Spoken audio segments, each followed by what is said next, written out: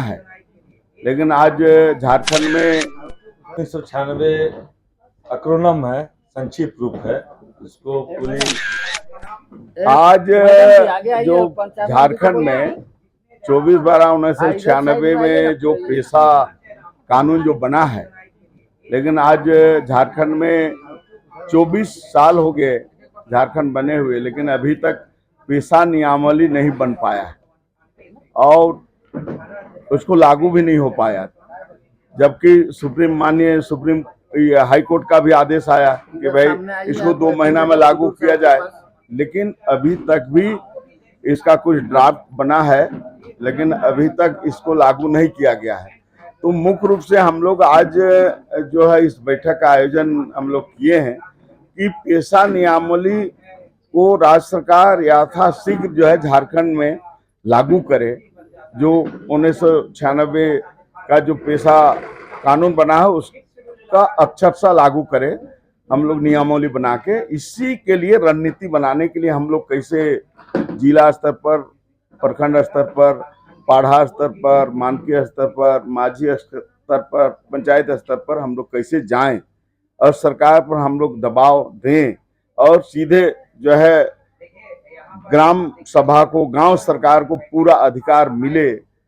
इसी के लिए हम लोग जो है आज रणनीति बनाने के लिए यहाँ सभी संगठन के लोग हम लोग बैठे हैं और आज हम लोग रणनीति बनाएंगे कि कब कौन जिला में कब होगा, कैसे होगा। इसी का रणनीति के लिए सरकार पर दबाव बनाने के लिए हम लोग जो है आज यहाँ जो है एक सेमिनार का आयोजन किए। पेशा कानून 1996 अक्रोनम है, संक्षिप्त रूप है, जिसको पूर्ण रूप से कहेंगे the provision of the panchayat extension to schedule area act 1996।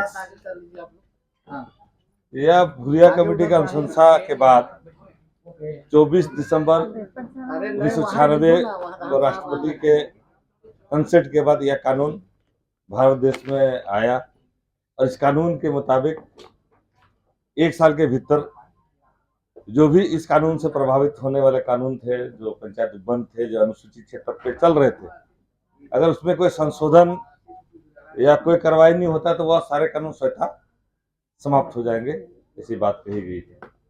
और राज्य विधानमंडल को यह निर्देश था कि पेशा कानून 1996 की धारा 4 के तहत जितने भी प्रावधान दिए गए हैं उसको नियमावली बनाकर सभी शेड्यूल एरिया पर लागू किया जाना था।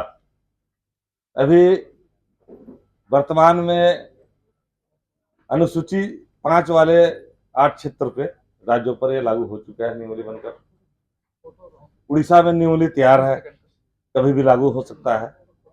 लेकिन दुर्भाग्य की बात है कि झारखंड में आज भी हम नियमावली को लागू नहीं कर पाए, जबकि यह नियमावली 2022 में तैयार था। उसे सार्वजनिक तौर पर जो है पब्लिक डोमेन में लाया गया और सुझाव मांगे गए, सुझाव भी मिला था, उसके फाइनल प्रारूप भी तैयार हो गए थे और इसको प्रभावित करने वाले इस नियमावली से 14 विभाग के कानून अलग अलग, राजस्व विभाग के है, वन कानून है, आपका CNTSPT एक्ट, बहुत सारे एक्ट है, तो उन विभागों से मंतव्य भी प्राप्त हो गया। साथ में विधि विभाग से भी मंतव्य प्राप्त हो गया था और एडवोकेट जनरल से भी मंतव्य प्राप्त होकर जो है या पेशा नियमावली जो प्रारूप था वो कैबिनेट में गया, कैबिनेट से TSC में भी आया। ट्राइबल एडवाइजरी काउंसिल में कुछ माननीय विधायकों ने यह कहकर ऑब्जेक्शन किया कि नहीं, यह नियमावली पी पेशा के तहत होने चाहिए, ये बोलकर उस पर जो है आपका रोक लगा दिया और कानून ठंडे बस्ते पर चला गया।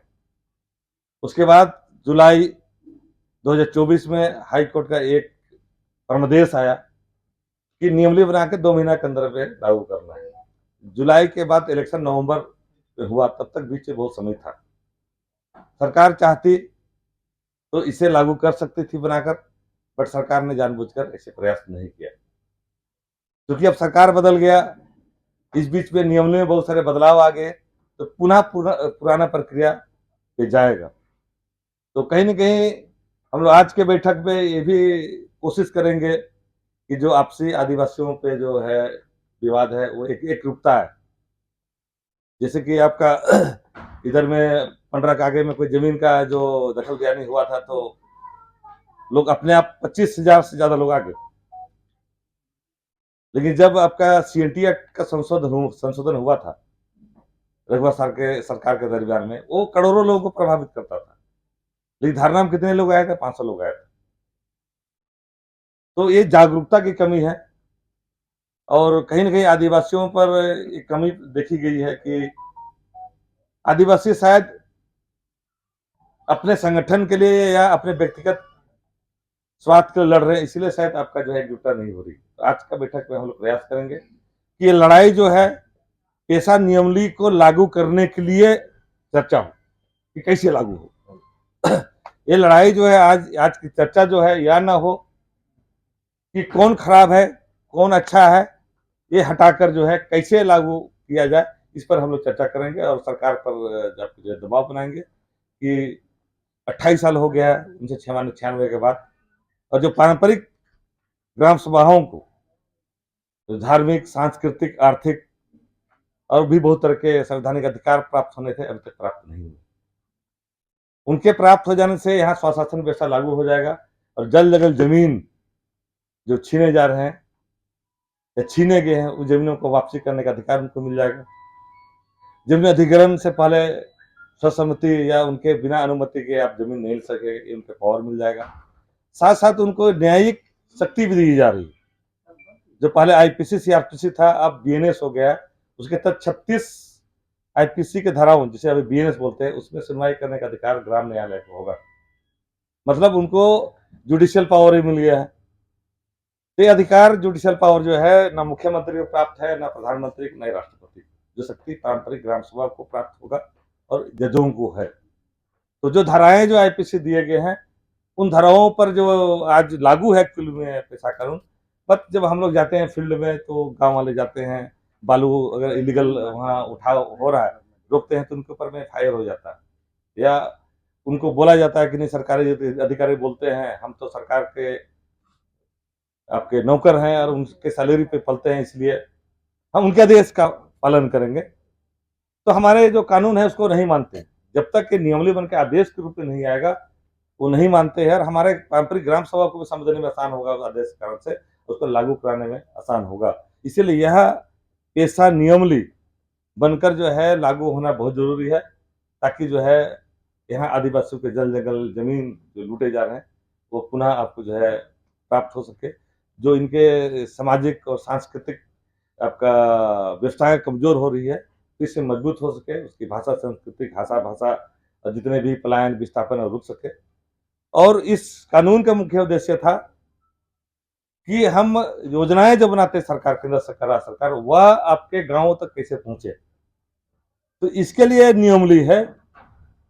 हमारी पारंपरिक व्यवस्था तो पहले भी चल रही है, आज भी चल रही है और वो जो सदियों से चल रही थी, लेकिन इनको अतिरिक्त शक्तियां पेशा नियमावली के तहत जो उनके पास शक्तियां थी पारंपरिक व्यवस्थाओं के, उसके अलावा भी ये अपना विकास गांव पे कैसे कर सकते हैं, तो उनका आपका यह नियमावली बन रहा है। और यह नियमावली बनने से मुझे लगता है कि यहाँ के आपका हजारों लाखों जो आपका आदिवासी है उनको फायदा मिलेगा। और चूंकि यहाँ पारंपरिक व्यवस्थाएं मौजूद है, इसलिए यहाँ लागू होना बहुत जरूरी है।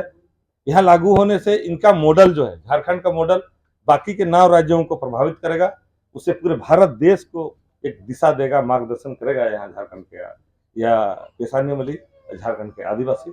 इसीलिए जो है मैं चाहूंगा कि सारे मीडिया बंधुओं से भी यह आपका जितना ज्यादा लोगों तक पहुंचे, ताकि जो इसके लाभुक हैं पारंपरिक ग्राम सभा, जिनको इसको सीधा लाभ मिलना है, वहां तक उनके अधिकारों को मालूम होना चाहिए, उनका अधिकार क्या है, कैसे लागू होगा, प्रक्रिया सरकारी क्या है, सारी चीजों के बारे जो है चर्चा करके जो है इन बातों को हम उन ग्रामीण क्षेत्रों पे, हर गांव में, हर व्यक्ति तक जो कानून है, नियम है, जो नियमावली बनने वाले हैं, उसकी जानकारी हम पहुंचाने का काम करेंगे। उसकी रणनीति आज यहाँ पर बैठ के बनाई जाएगी, इसलिए यह बैठक बुलाई गई। बहुत बहुत धन्यवाद। जोहार।